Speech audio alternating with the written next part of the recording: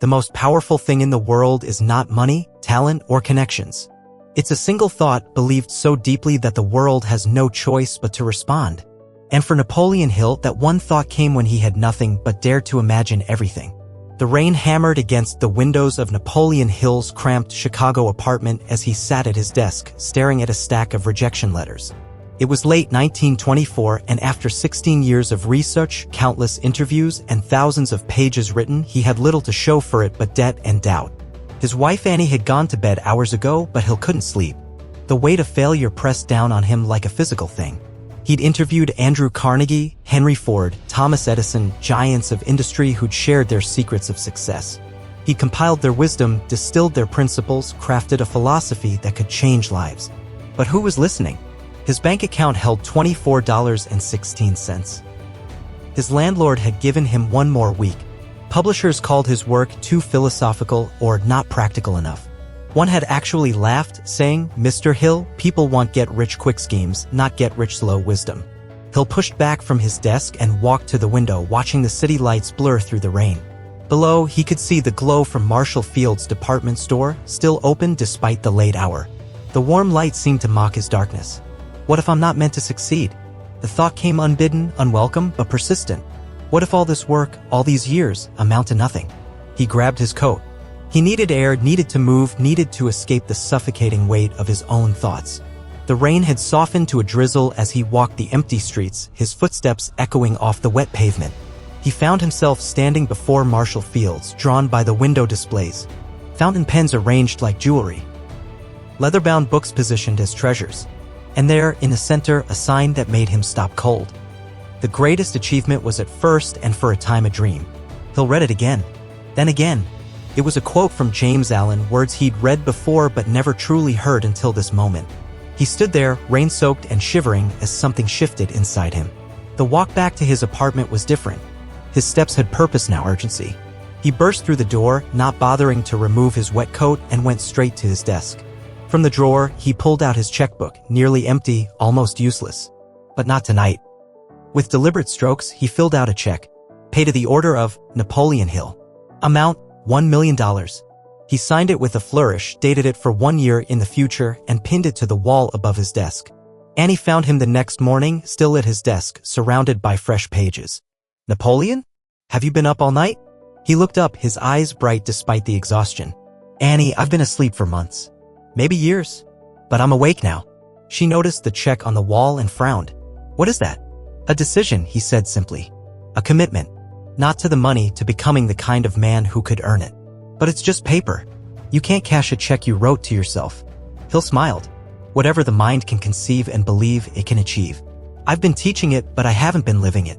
That changes now." The shift was immediate and profound. Hill didn't just write anymore, he commanded the page. He didn't just speak at small gatherings. He filled halls with his presence. The same material that had been rejected now crackled with new energy, new conviction. He started each day by looking at that check, not as fantasy but as fact waiting to manifest. It wasn't magical thinking, it was practical faith. The check was a daily reminder of who he was becoming. 3 months in, he received an invitation to speak at a business club in Philadelphia. The fee was modest, but Hill prepared as if addressing Congress. His presentation on the power of organized thought left the audience electrified. After the talk, a well-dressed man approached. "Mr. Hill, I'm Robert Taylor. I publish business books. That philosophy you outlined, is it written down?" "Every word," Hill replied. "I'd like to see it." 6 months after writing the check, Hill's work was in print. Orders began flowing. Speaking engagements multiplied. The man who'd had $24 to his name was suddenly in demand. But the real breakthrough came 11 months after that rainy night. Hill had been invited to a private dinner in New York hosted by Charles Schwab, the steel magnate. The room was filled with industrial titans, political leaders, men who shaped America's destiny. After dinner, Schwab pulled Hill aside. "Napoleon, I've been following your work. What you're teaching, it's what built this country. But you need bigger reach, better distribution. What do you suggest? First, tell me, what would it take to get your complete philosophy into every household in America?" Hill didn't hesitate. The number had been living in his mind for nearly a year. $1 million. Schwab studied him. Most men would have stammered, apologized for such an audacious figure. But Hill stood steady, his conviction unshakable. "Done," Schwab said. but not as charity. As investment. I'm forming a syndicate to back your work. We'll publish, promote, and distribute. Your job is to keep writing, keep teaching. Hill's hand was steady as he shook Schwab's, but his heart raced. The check on his wall, it wasn't about predicting the future. It was about creating it. 2 weeks before the date on his self-written check, the syndicate papers were signed. The funding was exactly $1 million. That night, Hill took down the check from his wall. It was water-stained, faded, the edges curled. Annie watched as he held it, this piece of paper that had changed everything. "Will you frame it?" she asked. "No," Hill said, striking a match. "Its work is done." As the check burned, Annie protested. "But it's historic. It's proof of what you accomplished." Hill smiled, watching the flames. "The check was never about the money, Annie. It was about becoming someone who could write that check and mean it. That man, he's worth more than any amount." The $1 million launched what would become Think and Grow Rich, a book that would sell tens of millions of copies and transform countless lives.